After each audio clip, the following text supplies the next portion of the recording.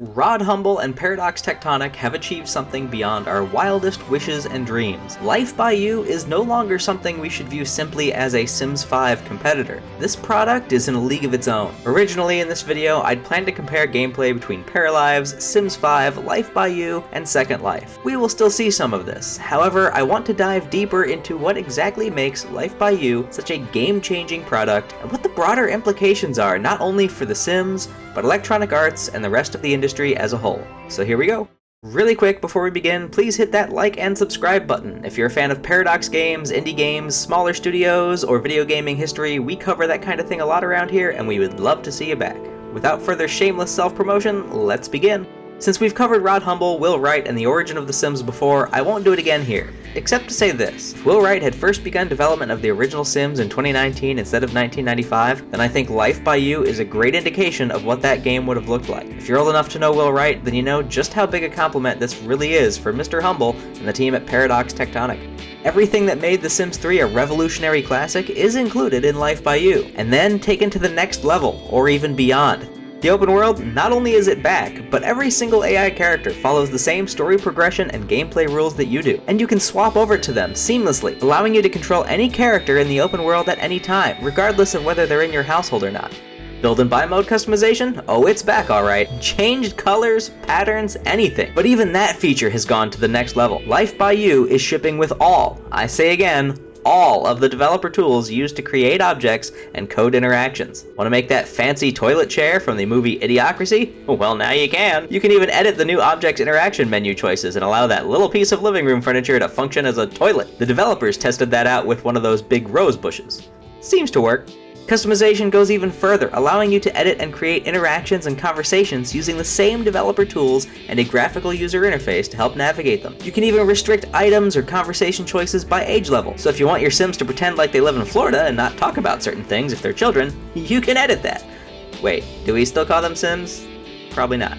Who are you people? Before digging more into gameplay or comparing this to the upcoming Sims 5 and Paralives, may they rest in peace, I want to take a moment to address just how huge the development of this game is for the rest of the industry. When Rod Humble was part of the Sims 3 team, they created a system that allowed for customization and modability.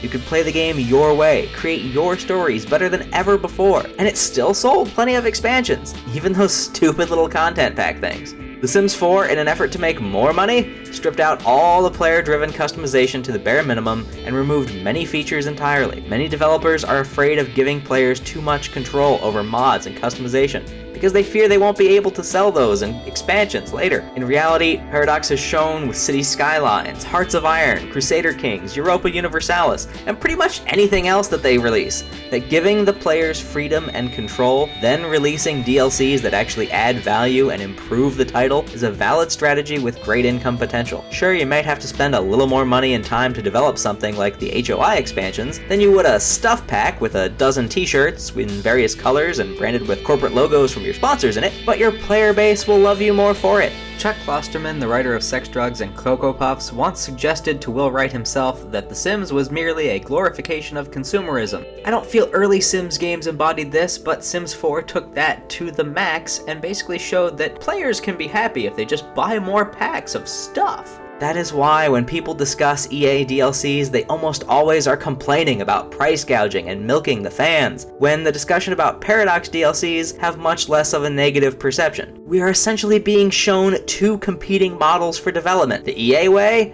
and the Paradox way. When Paradox performed the assisted suicide of SimCity in 2013, it was easy enough to write off their success as a one-off fluke, but if they succeed now, it may very well signal a shift in how games are developed and sold, giving more power back to the players. Let's look at first-person shooters, for example.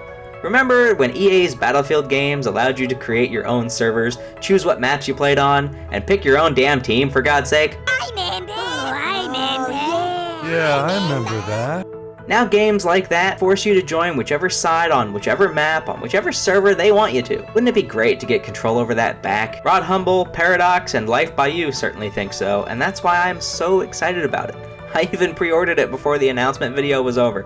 Last but not least, let's compare this to what we know about the gameplay of the other big challengers, Sims 5, Paralives, and well, let's forget Second Life since they've been pretty static for a decade and I don't see that changing anytime soon. For Sims 5, a lot of the customization features that have been in the works for Paralives have been shown off as part of Sims 5. However, the game is also being developed for mobile. If it's meant to be cross-platform mobile, and especially if it's meant to be multiplayer cross-platform, we will not see any kind of open world. In videos released on Twitter, it does appear many buildings are shells, and many objects, like the current Sims game, are decorative clutter rather than functional. This differs almost 180 degrees from Life by You, in which the world is 100% open and every single object can be edited to have any or all functions the player desires, thanks to the developer tools being integrated into the base game. Paralives is a small dev team, and they are still behind Life by You in terms of a release schedule. They only recently revealed elements of the Live mode after over 3 years of development. Add this to the fact that EA has essentially used the openness of Paralives developer to poach all of their ideas from them and include them in The Sims 5, and you get the idea that Paralives may be dead on arrival. However, they did amass a big fan base that has been eagerly awaiting them, and the art style is somewhat unique, so they do have a chance to become a niche title, but I doubt that they are the Sims killer they had hoped to be any longer. All that said, if Life by You can deliver on only the advertised features from the trailer released in March of 2023, it will not only be the best life sim ever developed, but hopefully herald in a return to player choice and control in gaming as a focal point of developers everywhere. I've pre-ordered the game, so come September I'll be putting out early access gameplay footage. Please like and subscribe to be notified of our next video. Thank you for watching.